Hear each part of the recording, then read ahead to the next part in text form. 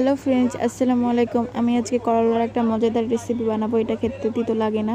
আমি এখানে করলাগুলো মাঝখান দিয়ে কেটে বীজগুলো বের করে নিয়েছি। তারপর নিয়েছি কাঁচামরিচ, আলু, কাঁঠালের বীজ, পেঁয়াজ কুচি, করলার বীজ আর 2 টুকরা মাছ দিয়ে আমি এগুলো প্রেশার কুকারে দিয়ে দিলাম।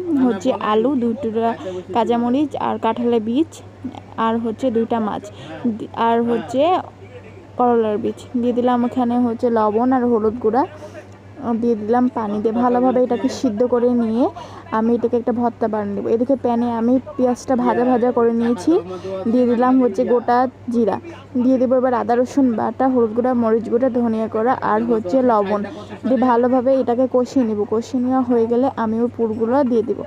দিয়ে দেওয়া হয়ে গেলে আমি এটাকে ভালোভাবে পুর বানিয়ে নেব, যেন মশলা গন্ধটা যেন না থাকে। যেন অনেকক্ষণ ধরে আমি এখানে একটু ভাজা করে নিয়েছি। তারপর লাস্টে দিয়ে দিয়েছি জিরা গুঁড়া দেওয়া হয়ে গেলে আমি এটাকে করলাগুলো যে মাঝখান দিয়ে কেটে রেখেছিলাম ওর ভিতরে আমি সেই পুরগুলো ভরে দেবো।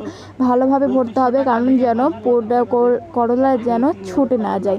নাহলে যদি করলা ভেঙে যায় তাহলে তোমরা পুরটা ভরতে পারবে না। দেখো আমি কত সুন্দরভাবে আস্তে আস্তে সে পুরটা ভরছিলাম। এভাবে দেখো আমার একটা পুর ভরা হয়ে গেল, কত সুন্দর। দিয়ে আমি সব পুরগুলো ভরে নিয়েছি। দিয়ে দিলাম আমি এখানে প্যানে তেল, দিয়ে আমি এখানে ভাজে নিলাম লাল করে। ভেজে নেওয়া হয়ে গেলে আমি ওই তেলে দিয়ে দিলাম আর একটু তেল দিলাম, দিয়ে দিলাম পেঁয়াজ কুচা, দিয়ে আমি এটাকে ভালোভাবে লাল করে ভেজে নিয়েছি। তারপর দিয়ে দেবো আদা রসুন বাটা, গোটা জিরা, হলুদ গুঁড়া, মরিচ গুঁড়া, ধনিয়া গুঁড়া আর লবণ দিয়ে ভালোভাবে এটাকে কষিয়ে নিব। দিয়ে কষিয়ে নেওয়া হয়ে গেলে আমি এখানে করলাগুলো দিয়ে দেবো। করলাগুলো দেওয়া হয়ে গেলে ভালোভাবে এটাকে কষানো লাগবে, যেন মশলা গন্ধ যেন না থাকে। দিয়ে পানি দিয়ে আমি ভালোভাবে সিদ্ধ করে নিয়েছি। দেখো আমার করলাটা প্রায় রেডি। আমি দিয়ে দিলাম জিরা গুঁড়া। আমার করলাগুলো ভেঙে গেছে। আমার ভিডিওটা যদি ভালো লেগে থাকে অবশ্যই চ্যানেলটাকে সাবস্ক্রাইব করে পাশে থাকবা।